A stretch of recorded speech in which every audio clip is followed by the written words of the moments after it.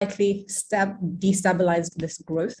But we've also seen that, we have some agri-businesses that, as Nourishing Africa, we have witnessed exciting business models that are emerging as a result of tech and innovation. For instance, in Ghana, we have Cow Tribe, which is essentially the Uber for vets. And Cow Tribe essentially works in such a way that using a USSD code, you can access veterinary services in rural last mile locations where these vets will come to your farm or to your place of work to be able to provide vaccination information as well as vaccines to your cattle or to your livestock. We also have Twiga that is leveraging technology to really connect the fruit ecosystem that's in rural settings to urban settings through their instant and transparent use of technology. These are just two. We need way more, but we are very excited to see how within the continent, African agribusinesses are really transforming the way they use technology. But the question is, was it COVID-19 that pushed people, pushed businesses, or whose job is it, or who needs to lead the digital transformation in the company? Is it the CEO, is it CTO, or was it COVID-19? And for most people, unfortunately, it was COVID-19. But this is what I see as a blessing, because moving forward, we have really seen the need and the growth of agribusinesses using technology in so many different ways to ensure that they can fulfill the demands of their customers, that they can execute their projects, they can do what it is they're tasked to do, all the way from financial inclusion to micro agricultural intelligence. We've seen the increase in big data across the continent. We've also even seen, using Instagram for business in terms of online shopping and e-commerce. And these are all things that are really exciting to know how to go moving forward with the global trend. But unfortunately, we've seen that the majority of youth are not involved in agriculture and do not see the potential. So the question is really, what will it take for young people to engage? And for me, I really think that there are two ways. There's youth as an entrepreneur and youth as an employee. And I'll start with youth as entrepreneurs. And entrepreneurship aims to create jobs for yourself and for others. But in order to do so, we need to have a change in mindsets and position businesses in such a way that they're scalable,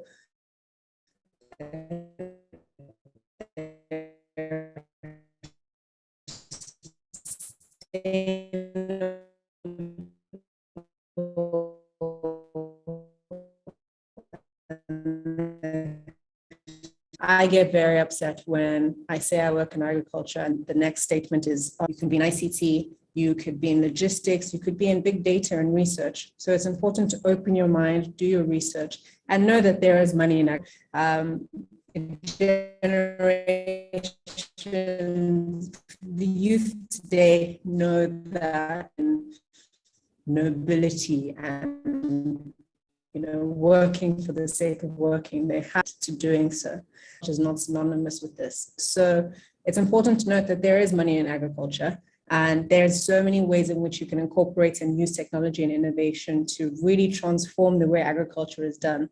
There, from drones to sensors and so forth, you do not have to do agriculture the way your forefathers did. And there's no reason to do so either. The same way we didn't have, when I say we, they didn't have cell phones and telephones back in the day, we do now. So in the same way that is, I believe that it's important to move with the trends and incorporate technology in everything that you do. Another aspect is that you don't need land to do agriculture. As I said, it's not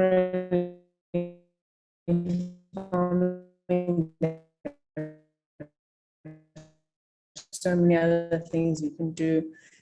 There's also, there's agriculture, discussing agriculture, but very few of the bios from the speakers had anything to do. They did not study agriculture. I did not study agriculture, but we're all in the sector. And I think that's important to note. And the second aspect is around positioning your business for success. And it's important to build a robust and agile business model that you are sure that this business will be able to attract and retain talent. Because one thing is it's important to have an idea, but the team that is going to push this idea forward is really important. And you need to have people that are invested and willing and excited about what it is you're doing. And you need a compelling brand and be able to maximize, your marketing and branding tools, and ensure that your business is, investment ready, and you're able to seek those types of opportunities. So having your books in order and so forth.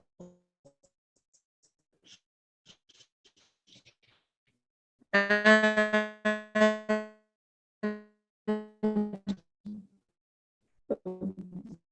one thing that's peculiar to the agriculture and leverage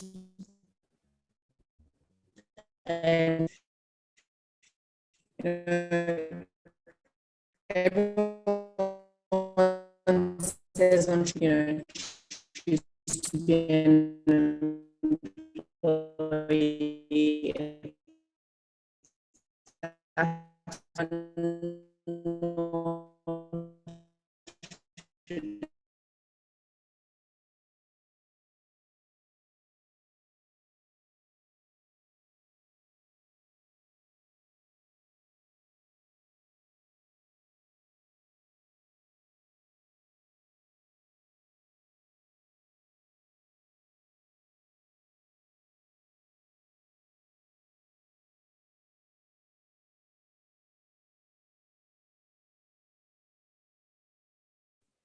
Apologies for that, Zoom kicked me out. I will go back to sharing my slide. Yes, building skills. So we often talk about, the agriculture curriculum, which is, to be truthful, not up to standard as it currently is. But we want to introduce ways in primary school that, people learn more about the sector, and not with the hose and cutlass, but learning how to transform the sector, knowing what is out there, the same way we learn about biology and so forth.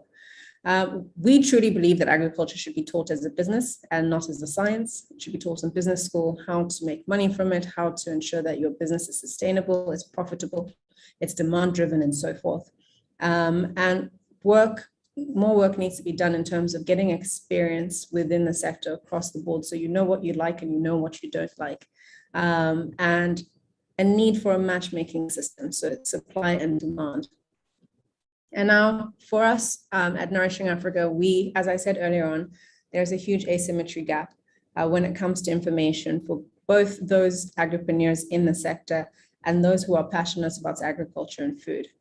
And what we've done at Nourishing Africa is truly create an online digital platform focused on empowering and equipping, as well as connecting agri-food entrepreneurs through our membership platform and the other platforms that we have to really provide information, resources, tools around funding, around access to market linkages, events, and so forth, to ensure that these businesses can make data-driven decisions and they're able to work together to partner and scale.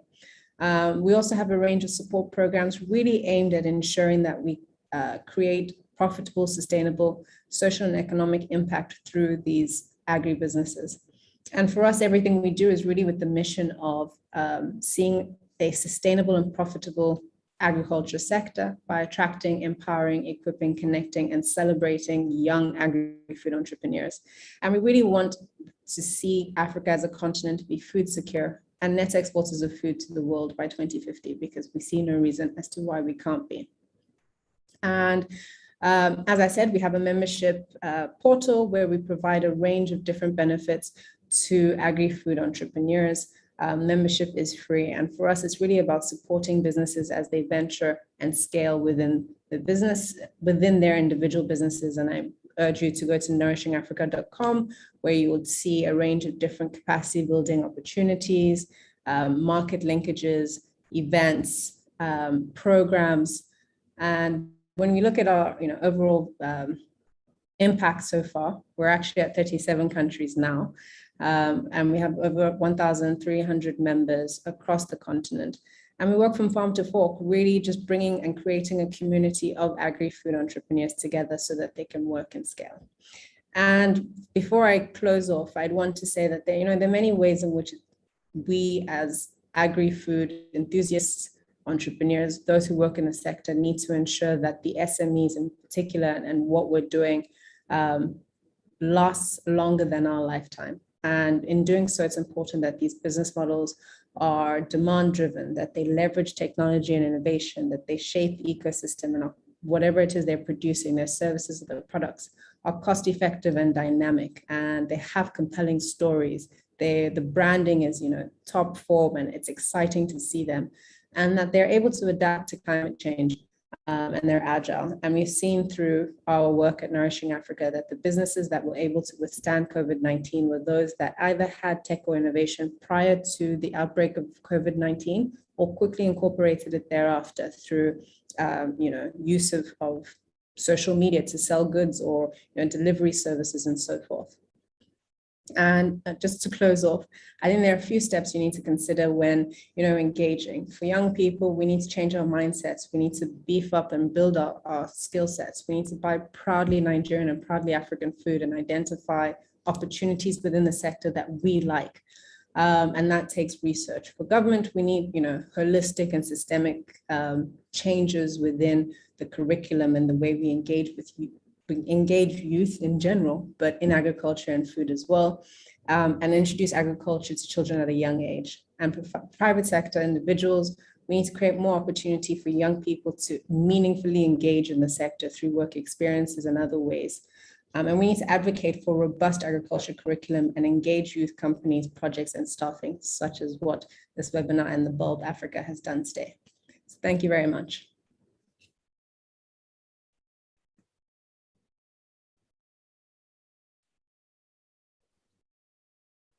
Beautiful, beautiful presentation, Ify.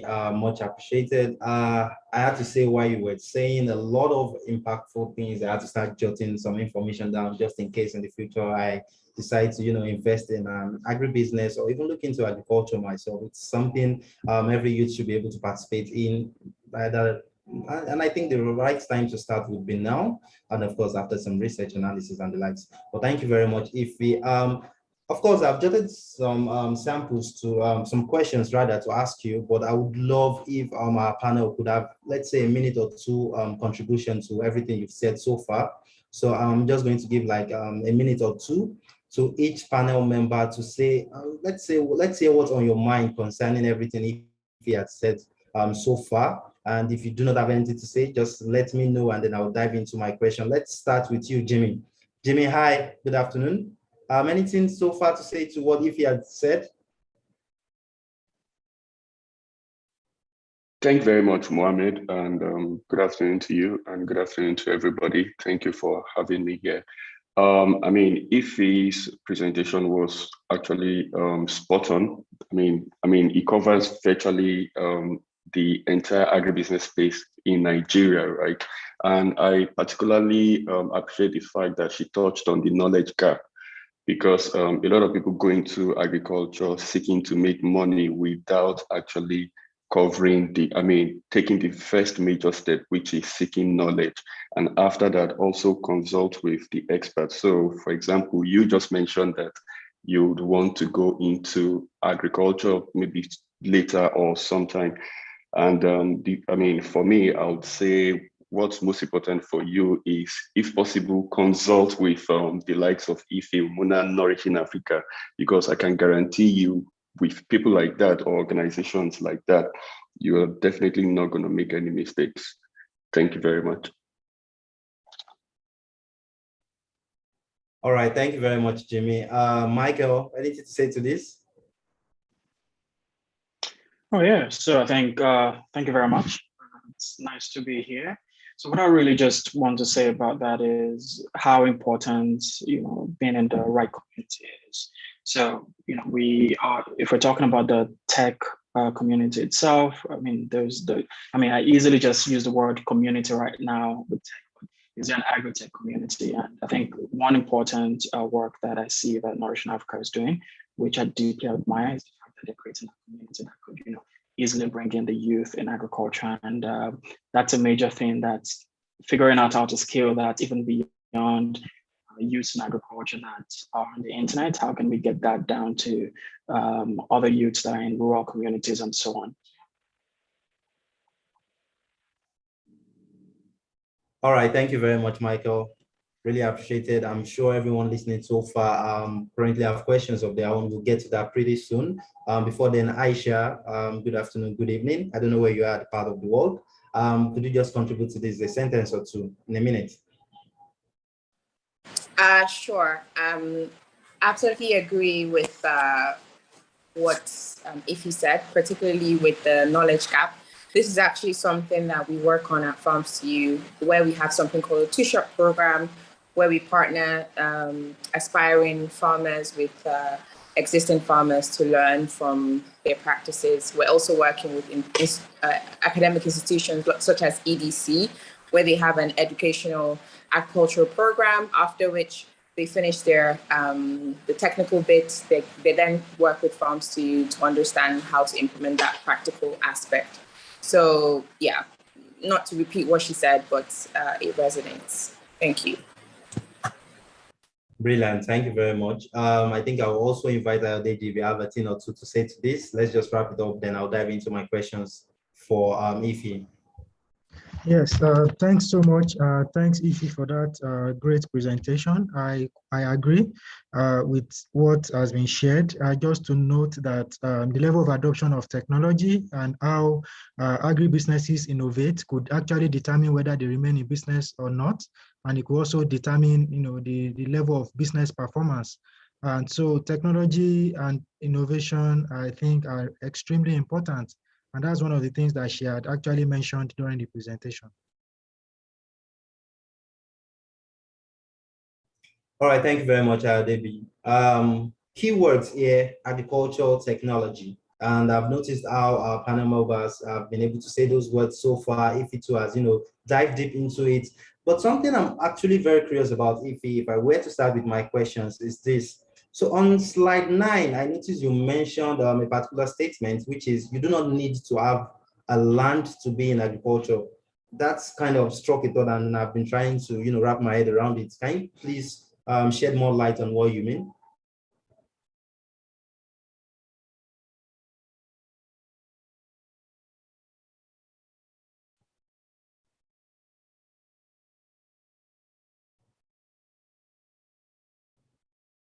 Ify, are you there?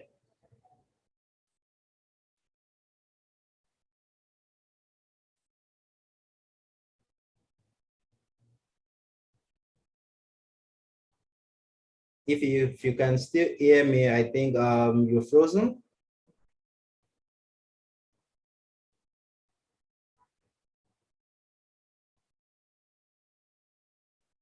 Alrighty, we can always get back to that eventually. At this point, I think I want to move.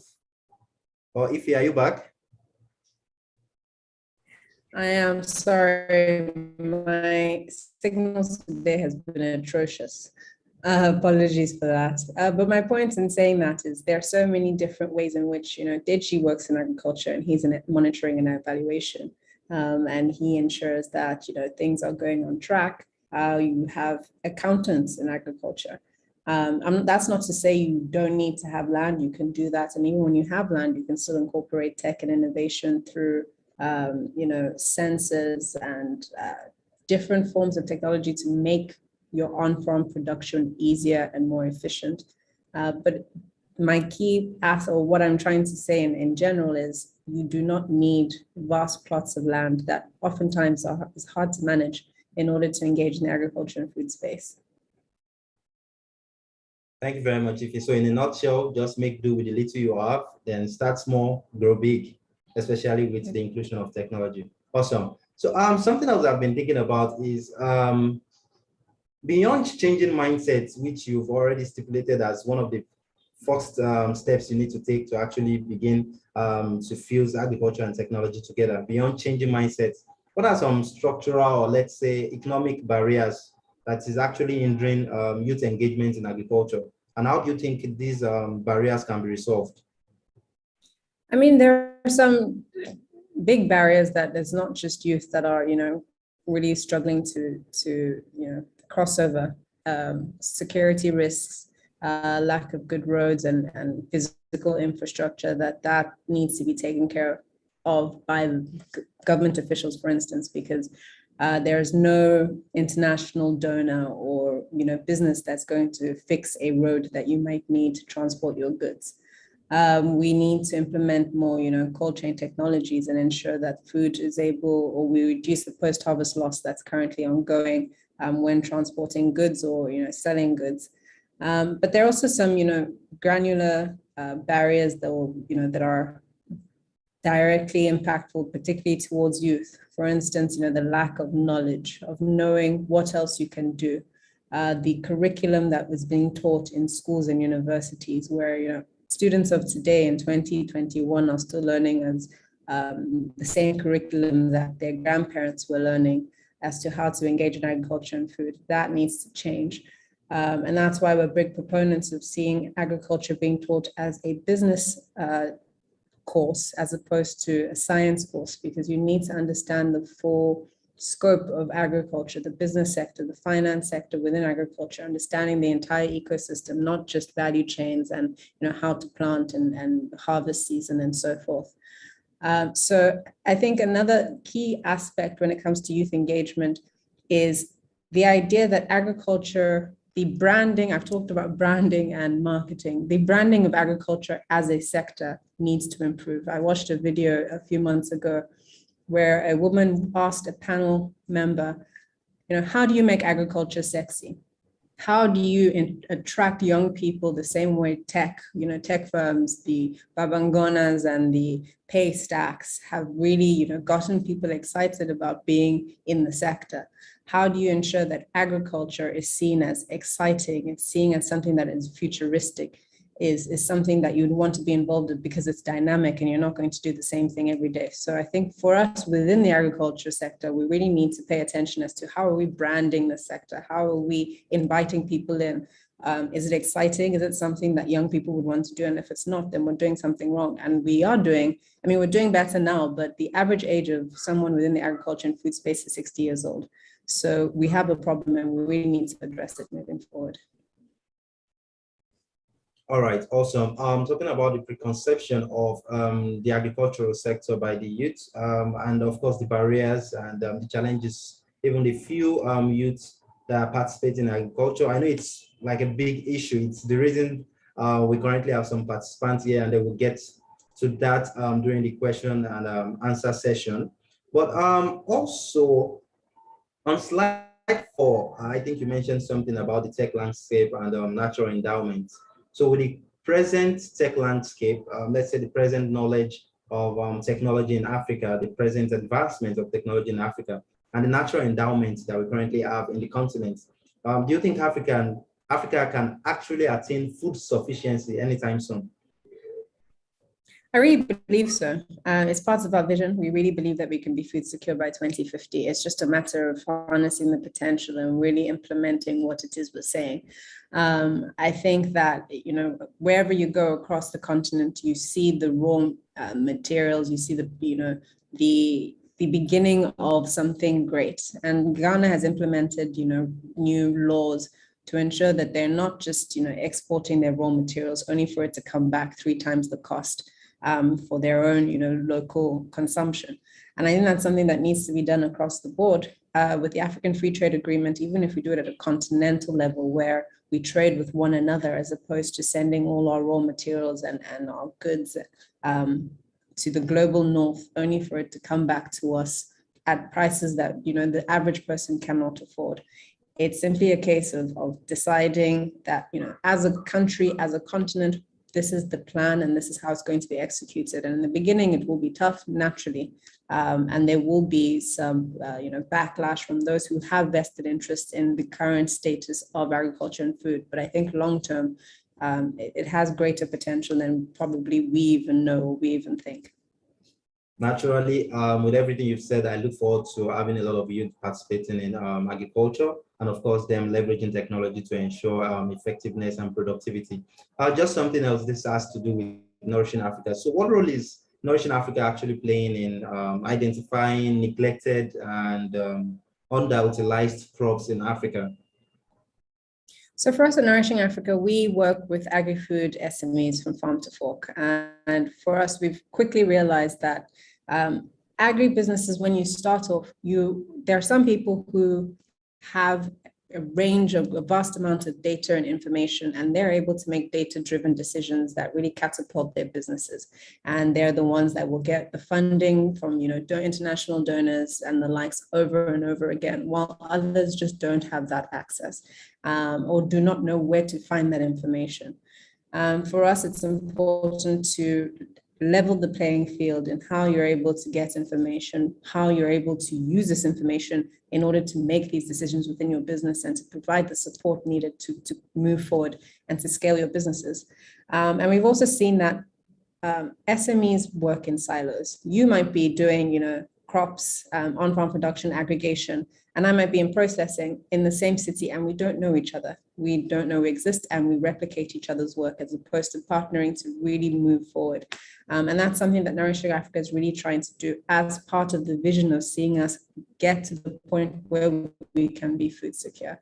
And what we've seen through our membership is, we have those of processing and retail and on-farm production and technology and innovation and research.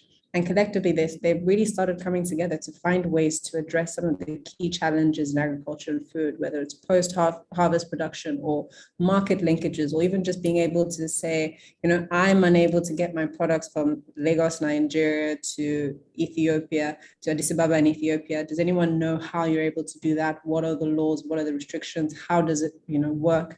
And they're able to, within the Nourishing Africa community, help each other in getting through some of the barriers that we often find so that they can scale their businesses.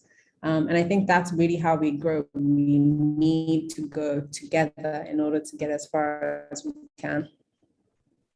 All right, awesome. I know I did promise my previous question was my last question, but you've mentioned from farm to fork like 3 times now. It's an interesting, is that a phrase? Yeah, it's an interesting phrase. And I really want to know what you mean by from farm to fork, and if it is what I'm actually imagining, how has technology been actually helping in simplifying the process?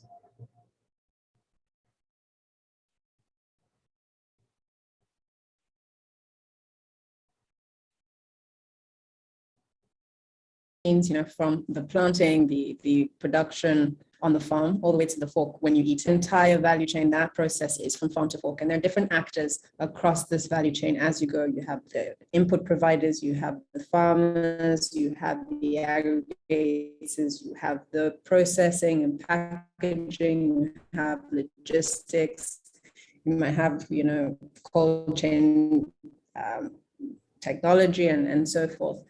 And then you have the retailers where you go and buy your food from, and the list really goes on there. I've seen technology, cut across the entire value chain, whether it's in the breeding of, better, more sustainable, more resilient seeds for your on-farm production, or in processing where you're mechanizing what was, in the past done manually. In order to increase your productivity and produce more on time. You have within, logistics, we've seen an increase in just, cold trucks to ensure that your food from wherever you're transporting A to B does not spoil or rot in that process. And then within retail, we've seen, technology really skyrocket from e-commerce to, delivery services, the likes of, Jumia and so forth, for food and farm forks. The list really goes on, but there's technology across the value chain, and it's just a case of understanding where you can tap in and what is beneficial to you and your community, and what is demand driven and what will be sustainable. Beautiful, beautiful. Thank you very much, Ife. I do not want to waste much of your time. I do not want to waste much of everyone's time. We still have a panel Q&A session. And of course, I know a lot of people are already boiling with questions. So we'll just move on to that. Thank you very much, Ife. Much appreciated. So a little icebreaker before we dive into the panel session, I'm thinking we have a lot we've learned so far, and then I personally am already having some steam in my head right now because I'm trying to jot a lot of things, the contributions from the panel, and of course, if it's presentation. So let's have a little bit of icebreaker, probably let's say 3 to 5 minutes. I'm going to be dropping some questions in the chat. These questions are just some brain teasers, hopefully to get our audience engaged throughout the entire webinar and to be sure they've been listening. And of course, before we get to the panel Q&A session, I really want to get everyone's mind refreshed, lighted a little. And something we want to promise to anyone who can get any of these questions, the first person who can get any of these questions, we are giving you a free tour of the Bob Africa facility, co-working spaces, something you really want to experience. And over time, during our webinars, we've had questions like, can we come at any time of the day to visit your co-working space? Can we come and see? Can we come and do this? But we want to give this, entry on a platter of gold. All you just have to do is answer some of these questions. So I'm going to drop the first question in the chat. Anyone who can, just go through the brain tease, answer anytime, and then we can, move on from there. Just a second to do that. All right, so the first question is this, which do you think is heavier, a kilo of cassava or a kilo of salt? Anyone that can get this question, the first person to get a question, earns a free tour of the Bob Africa facility. Which do you think is heavier, a kilo of cassava or a kilo of salt? I'm just going to give 30 seconds for anyone who can get that right.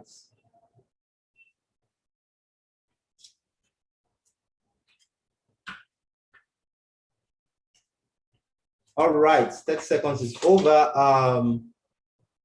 Let's go through the chat. So Ajewole Yanolua actually got the right answer. Both weigh the same, they are both 1 kilo. So one doesn't actually weigh heavier than the other. So let me get also one more question just to make this a little bit more fun, so we can have 2, 3, 4 people who can actually visit or tour our facility for free.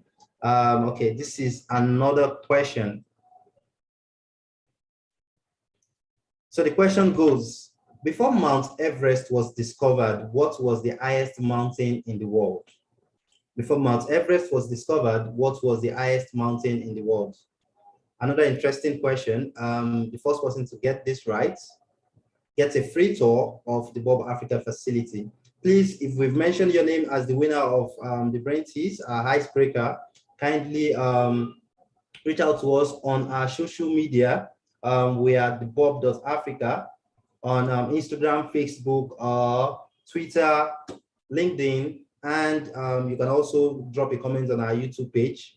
Once you can reach out to us, we'll definitely get you the invite to tour our facility for free. So I'm currently looking at the answers. So no one actually got the answer right before. Okay.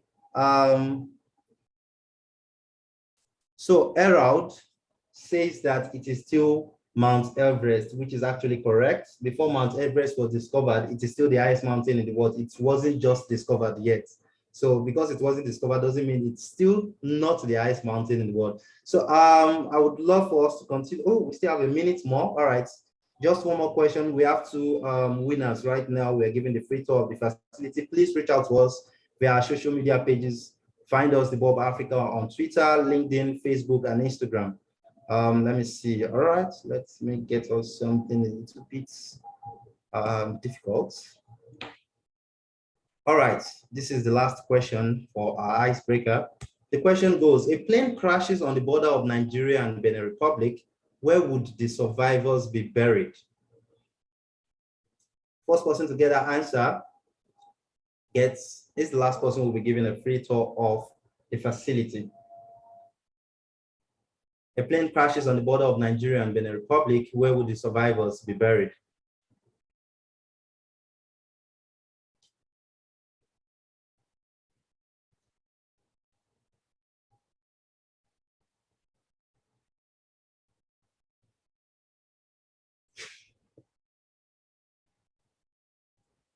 All right, 30 seconds is gone. We have Olajumoke Ojo saying survivors won't be buried. Yes, that is correct. Survivors are not dead. They do not need to be buried anywhere. So all they just have to do is go home. So, all right, Olajumoke Ojo, please reach out to us via our social media page, and then we'll get you sorted out. So don't let us lose concentration here. Let's get back to our webinar, which is Feeding African Cities. Agritech in the hands of empowered youth. We are now diving into the Q&A session with our panel members. Just to refresh our memories, our panel consists of Aisha Rahim Bolariwa, Adejo Jo, Jimmy Ajayi, Michael Ogundare, and Ife Omuna, who just gave us a very beautiful presentation. So if you have questions and answers concerning the topic of the webinar, now would be a very good time to drop your questions in the chat. I've already collated some questions that has been sent to us privately. So we would be throwing these questions to our panel members to talk a little about them, give their expert opinion, help you sort out any agribusiness challenge you currently have, help you sort out how to leverage technology to build your brand, to build your agri-tech business. We are here for agricultural technology. We do not need to forget. And even the picture on the screen actually displays that a drone on a farmland. And I think that's just the future of agri business or agriculture in Africa. So I think I'm going to be starting this Q&A session, and like all Q&A session would start with a question. And I'm going to be throwing this question to, okay, let's start with you, Jimmy. I'm actually curious, or let's say we are curious, how do you think African economies can successfully integrate digital technology into their agricultural programs?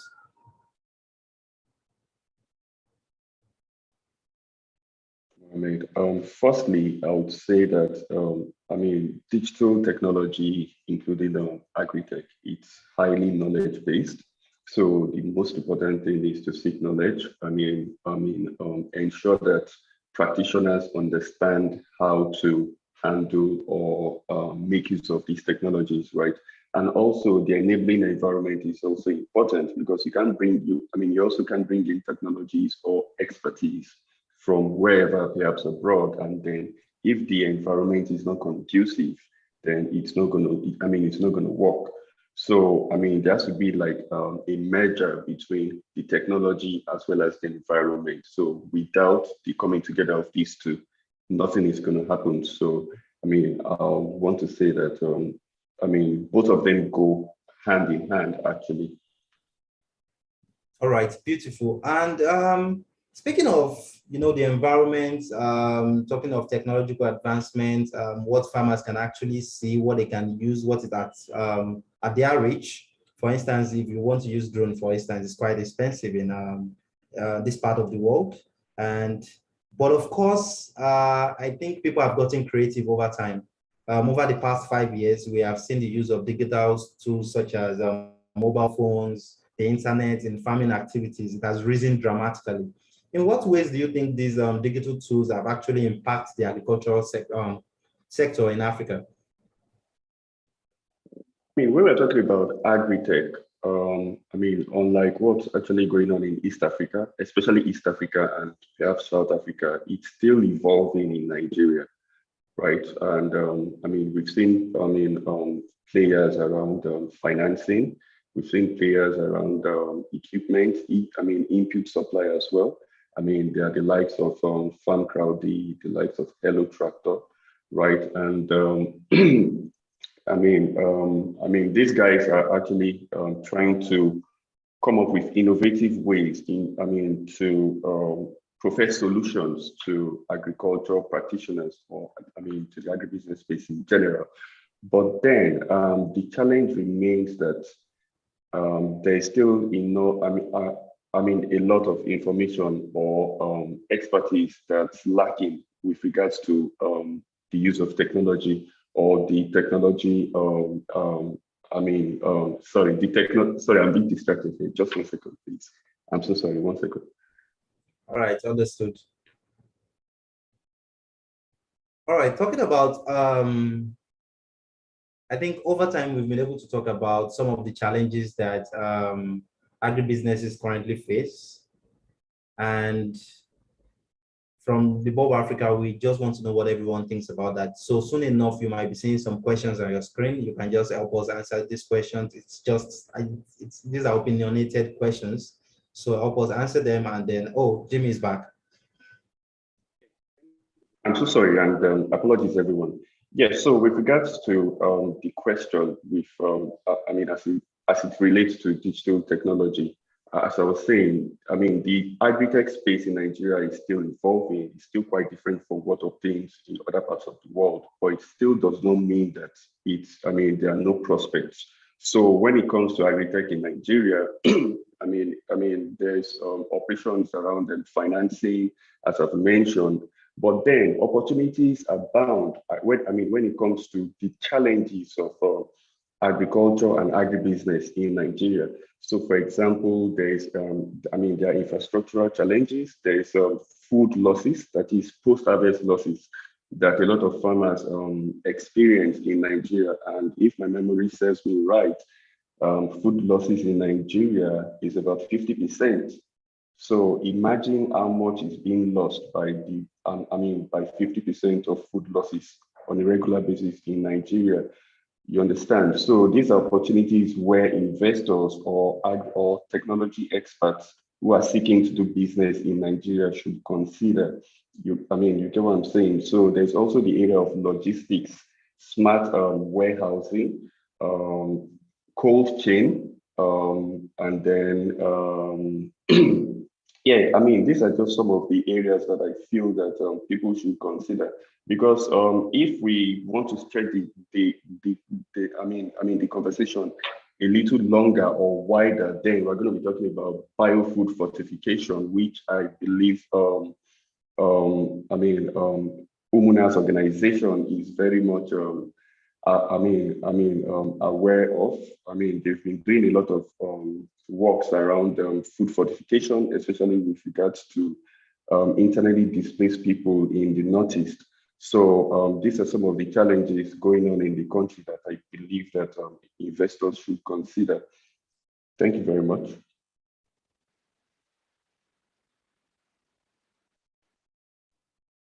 All right, thank you very much, Jimmy. We're going to move to Michael. Michael, good evening, good afternoon. We hope you're still with us. Yes, I am. Yes, I am. All right, awesome. So someone threw a very interesting question to us privately. They said, since I'm not so sure if they are male or female, they said, according to the World Farmers Organization, a 2017 report, the average age of farmers is 60 years old, and young people are increasingly pursuing non-agricultural career paths. So why do you think young people are not interested in agriculture, even though it has a lot of potential for good financial rewards? Well, I mean, that's pretty much just why we're here right now, to discuss this. And, you know, it's really just it's a major problem. And it's really just because, you know, they aren't interested, because the current paradigm still uses old tools and old tech. And the more we have modern technology in agriculture, the more youths will have in it. So it's the urgency to get more modern technology in agriculture is super, super important due to the aging population of farmers. Because with the proliferation of technology, as it scales, the cheaper it is, the more attractive agriculture would be to young people. You know, when we're talking about drone technology, of course, it's still expensive for some people, but hey, what's the way to, how can we make it available at scale to, say, groups of young farmers in a community? Now, if young farmers in the community or youths in the community know that if we come together and start a farm, we can easily get access to drone tech, we can easily get access to fortified seeds, we can easily get access to, you know, high quality irrigation systems, then they will know that, you know, they're not really doing agriculture the way their forefathers did. They're not going to have to carry hoes and cutlasses about, bend their backs and breaking their backs every day to make things work.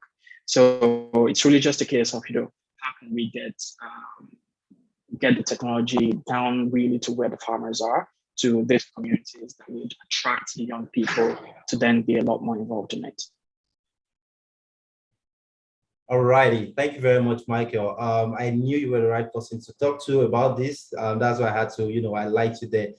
Something else I'm also very curious about, before I mention that, please, if you are in the comment section, if you're part of our audience, if you have some questions to ask the panel members, or if you still have questions that you want to ask, if you kindly send it in the chat.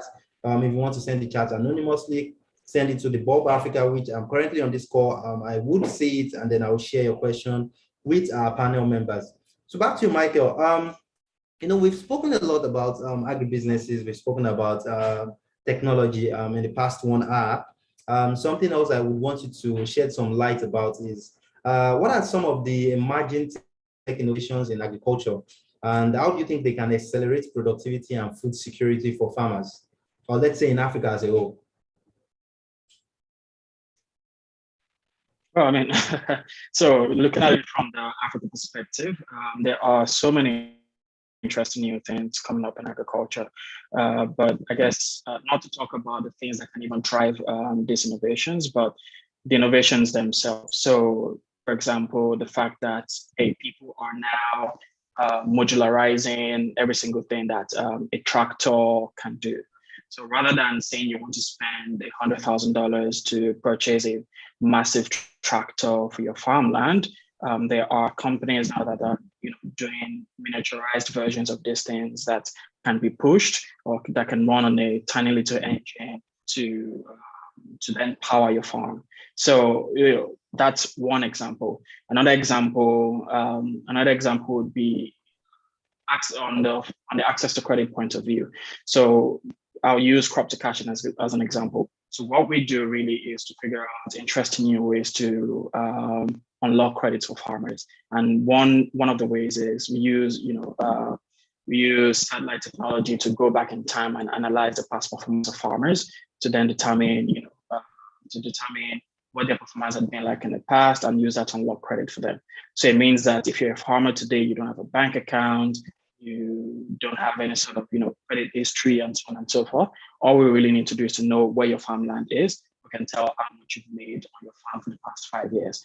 That way, you not being connected to the formal financing system means that you can easily have a sort of credit profile easily with a bank and get the credit that you need. That's just one other example. And then I think one part that a lot of people really biotech part of agriculture, and that is improved varieties of different crops, different varieties, and so on. For example, there's the yellow fleshed potato that was recently launched. I mean, this potato can replace the sugar from it, can replace the sugar you need to produce bread. You can use some of the parts of it to produce enough biogas as an alternative fuel. What else? And this is the type of crop that grows really quickly all year round and can even make money for young people in agriculture. I recently met a 21-year-old last week in Kampala that has been cultivating this crop, and this is how he has become the breadwinner of his entire family, a 21-year-old. So when we look at technology from the physical perspective, from the software perspective, there is also the biotechnology agriculture is seen in Africa and of course Nigeria. All right, thank you very much, Michael. Such a brilliant response to the question. I have a comment in the comment section. Inelu says adoption is key to ensuring that the latest innovation is able to improve agriculture processes and outcome, which is basically, well, I say, opening the door to something else I also want to ask the panel members. Thank you very much, Michael. I think I'm going to go to Aisha right now to help us out with another question I got from the audience, which is, what pragmatic steps do you think can be taken to engage the youth in agriculture through technology? Did you say what dramatic steps? Pragmatics, which is practical steps. Pragmatic, right, gotcha. I didn't hear the word. I guess pragmatic steps is, first of all, getting the education, making the study and learning of agriculture, agribusiness more fun and engaging. I visited Lautech last year, and some of their students actually have a placement here where they work on the farm, and it's still very rudimentary. We now live in a world where there's drone technology, you have the use of IoT, Internet of Things devices, and also vertical farming, where I actually agree with the comments that Ify made earlier about, actually needing to have land to grow, to start farming. Other than the point that she was making about other roles like accounting and other things you can do in agriculture, you actually don't need that much land. You can grow, Netherlands is the size of, it's smaller than Niger State, but they grow so much more than Nigeria does, and they're the second largest food producer globally.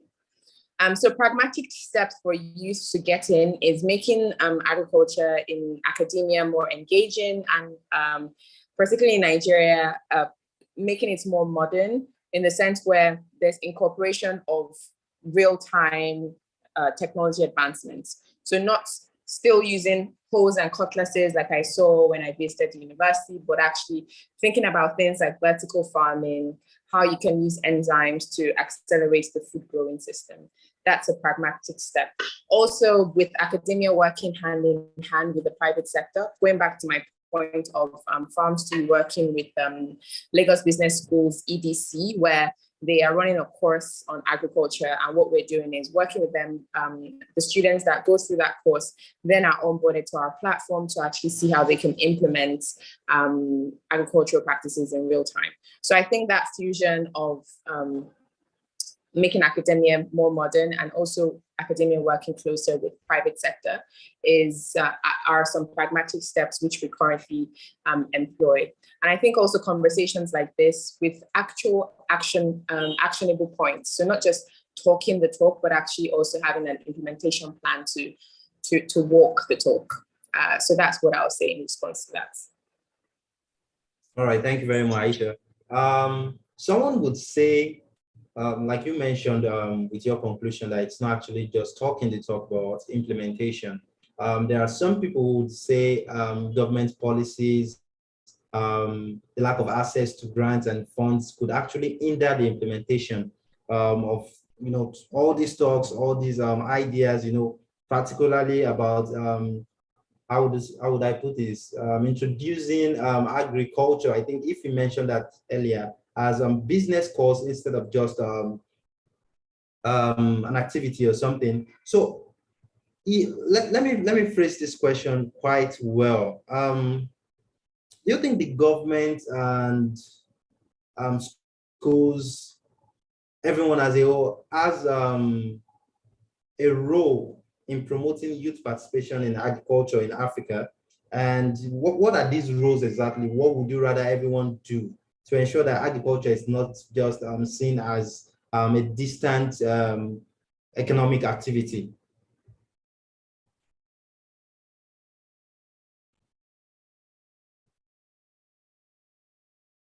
Sorry, who's that question directed to?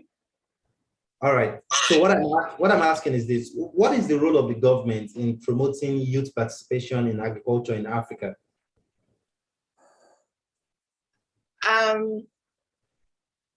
So my personal view of the government's role is the government is kind of there to coordinate traffic. If there is activity, then it's up to the government to then say, go left, go right, and control the flow of traffic. That's how I see the government's role. It's not the government's job to come up with innovation or innovative ideas or come up with business solutions. If you look at a lot of modern economies, they were built by entrepreneurs. They were built by SMEs. So the government's role, in my opinion, is, in terms of making policies and helping with an implementation plan of those policies, which is essentially looking at it from the traffic perspective, is having a traffic warden that is directing where the flow of traffic should be. If there's no traffic, there's no job for the government. And if the traffic is very heavy, it's up to the government to help mitigate that. So, but that's my personal opinion. And that's one good perspective. Thank you very much, Aisha. Ayodeji, what do you think about that question? Do you have any contribution to that? Oh, yes, I have a few things to add. The first thing is that we really need to ask questions as youth. We need to care about the policies that is being designed and implemented by the government of the country. You might probably think you are doing your business and you necessarily do not have to care about what the government is prioritizing.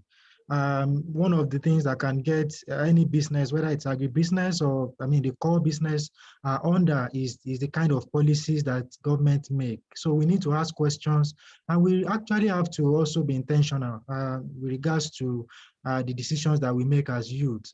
Do we want, just like Aisha mentioned, do we want to continue in the old way, or we intend to digitize the processes to make sure that, we are making more money from the agricultural activities rather than activity-oriented or intensive,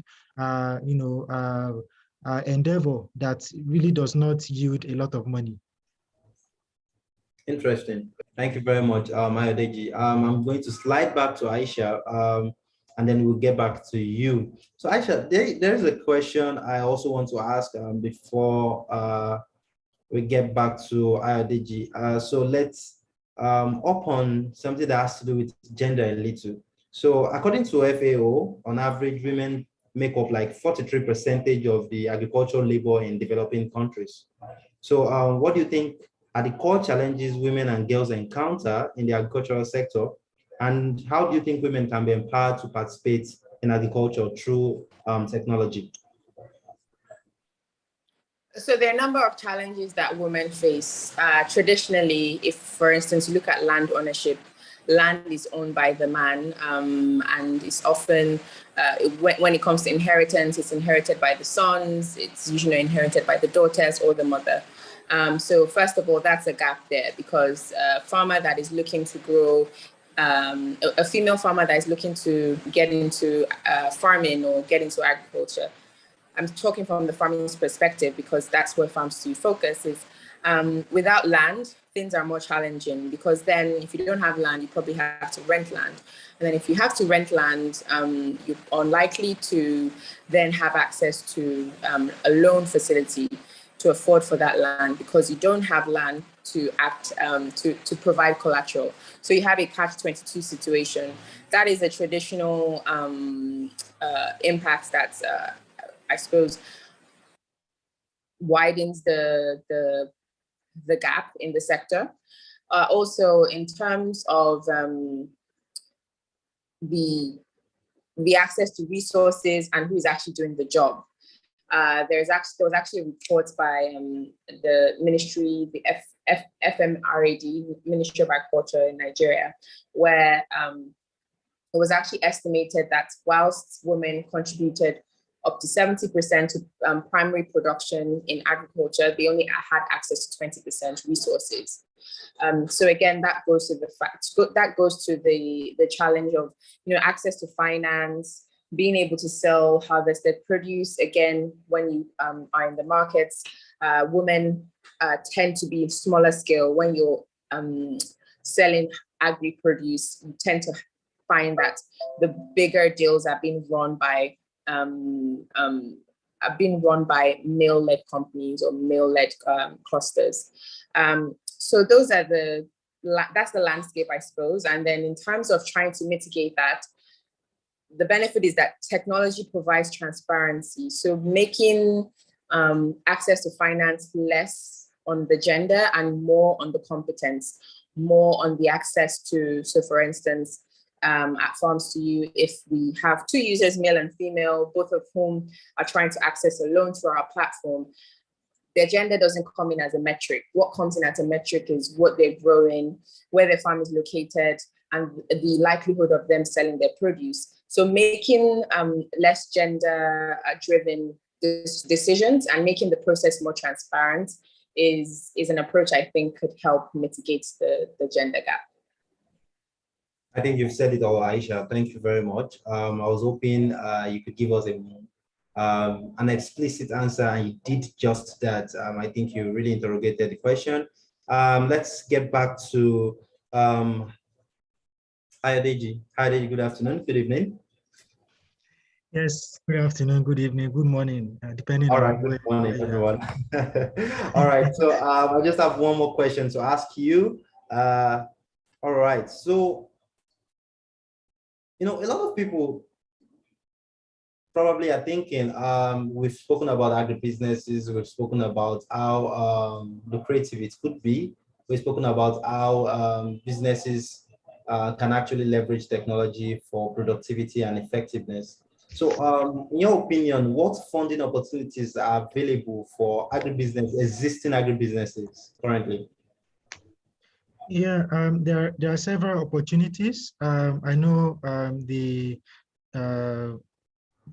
Central Bank of Nigeria is financing a few agribusinesses, and I'm also aware of the core mandate of the Bank of Agriculture, which is meant to actually provide agricultural finance.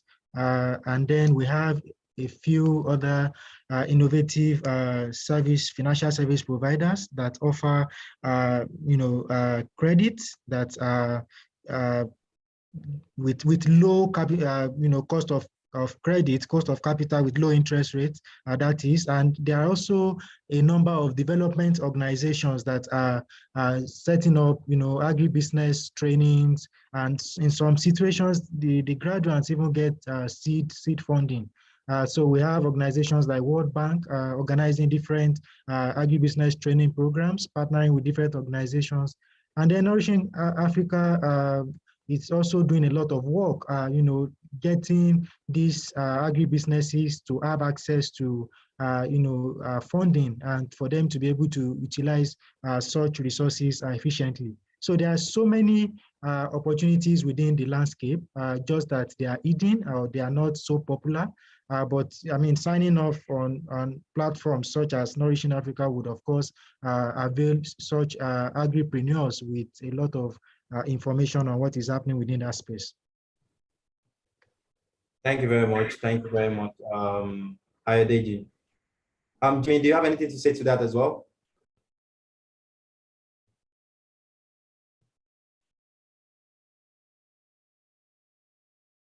All right, it seems we don't have Jimmy here currently. So I really want to expand this conversation, really hoping that we could help agribusinesses that are currently here with some resources on how to get funding. And of course, Ayodeji has mentioned a few. Jimmy, if you could mention one or two else you think businesses here can leverage when it comes to funding opportunities for their business.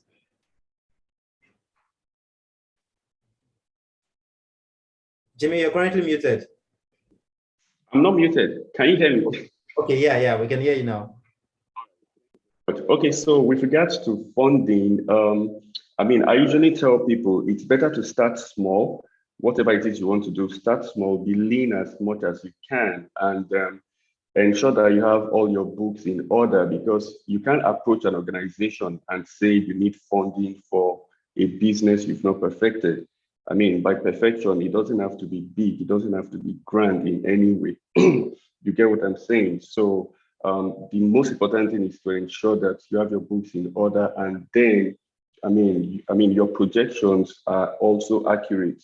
So you've done your businesses, or you've conducted your business or your transactions over time, and then you have everything that you're supposed to have in order, because you can approach an organization like Sile Capital, for instance, and then your books are not in order. They're not going to listen to you. You're just going to waste their time. And also, another point is for people not to focus solely on funding. It's important for you to get your business in order, ensure that you're doing things right, ensure that you align ethically. In whatever area of agriculture or agribusiness positioned yourself before going for, seeking funding? Thank you very much.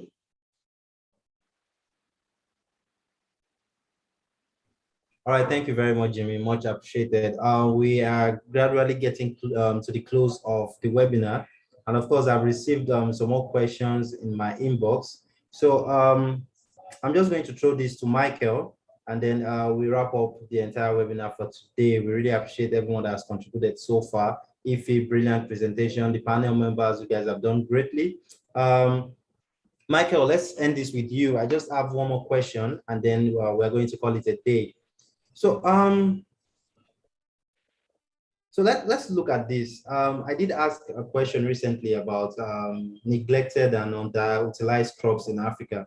For someone like myself, I did a research once, or rather I knew someone that did a research once about growing millets, if I'm correct, and then soy oil in the north. And I found a lot of interesting stuff on how very rare soy oil seeds are in Africa. In fact, a lot of companies that are currently producing soy oil actually import these crops.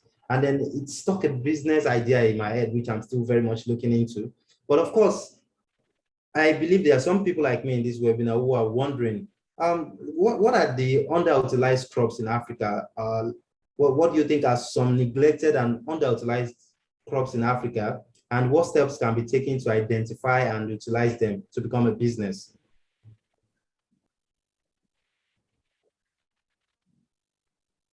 Great, that's actually a very good question. And that's pretty much just something that the youths can jump on really quickly. I think the easiest one that I think a lot of people are getting to about now is palm oil, from the oil palm tree. It's a lot of people didn't know that much about it, but now everybody sees it as the crop that there is no part in the oil palm tree that you can really waste. From the nuts to the oil itself to the shell to every single part of it can make you money. So if you're, I think a single barrel of palm oil, I'm trying to find out, I think it's over $1,000 for a single barrel for palm oil. And if you compare that to actual crude oil itself, that's a lot more than crude oil, and that is like a really good to try to take advantage of young people right now. And the entire production process for it is not that crazy. Once everything has been implanted, I think it takes 3, 4, 5 years, and you can start extracting and you can start making your money from it. Now, I gave another example before when I was answering one of your questions, and that was potato.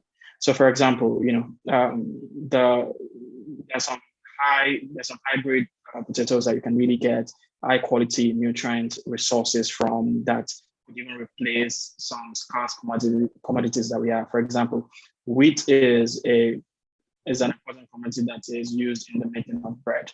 But wheat and the production of wheat is mostly in the northeast of Nigeria.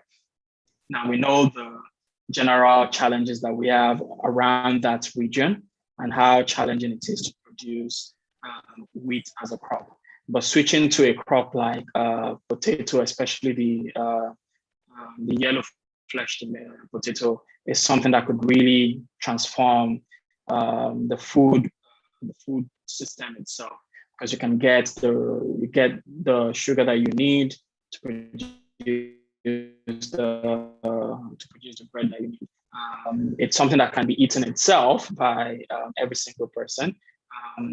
Multiplication, the seed multiplication of it too is very simple, easy, and can easily make money for young people. So yeah, I think I'll just use those two as the examples for now, but I'm sure there are like a ton of other examples that. All right, thank you very much, Michael. Really quickly. I'm sure everyone listening actually appreciates all the resources our panel members have actually doled out there. I myself appreciate it. I've noted a few down. Currently, Startup Academy at the Bob Africa is also helping businesses to scale up. It is 8-week intensive training for tech startups to actually get to leverage resources from academic experts, from industry experts who can actually help them scale their businesses. So you can check that up. I've also dropped the link right there for you guys to add to your book of resources. So that gets us to the closing of the webinar, or let me say the closing remark of the webinar. We still have a few things we need to talk about. Oh, okay, so someone just asked me privately how they can reach out to the Bob Africa. Yes, I think I already mentioned it earlier. You can reach out to us via social media. You can also write to us at comms@thebob.africa. The communications department would easily reply to your messages instantly there. Okay, let me just send this in. So we have you have access to that. Thank you very much, everyone. I'm going to share my screen back. So we'll move up to the rest of the agenda before closing for today.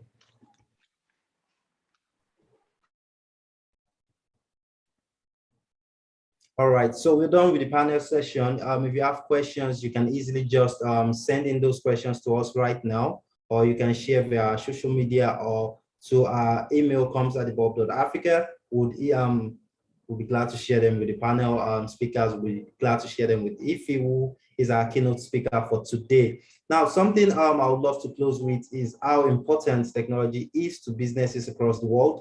Technology gives ease of use. It also helps with innovative ideas and also adds to the economic value of all the continents of all countries in the world. And if you're curious what we're going to be doing next in our next webinar, for those of you that have attended our previous webinar, this is like a tradition now. We'll tell you what we want to do next.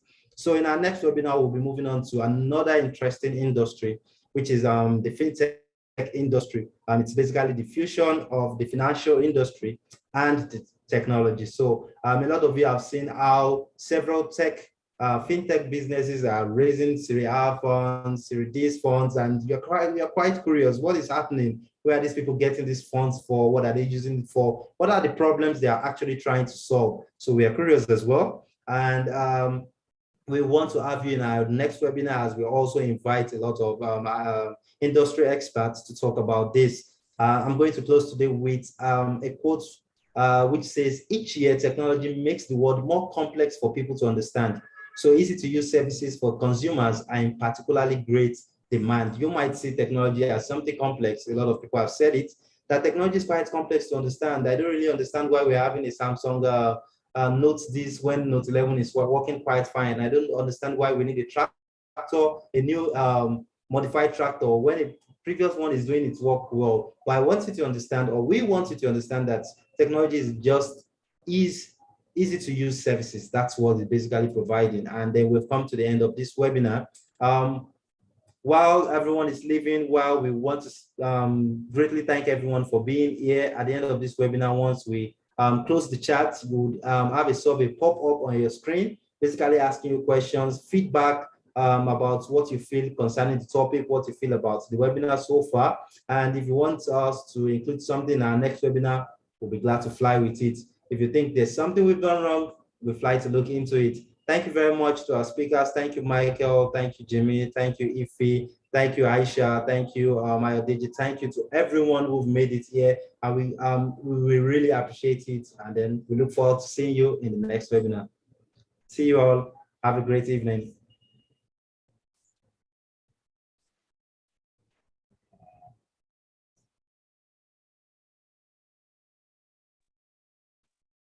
Yes.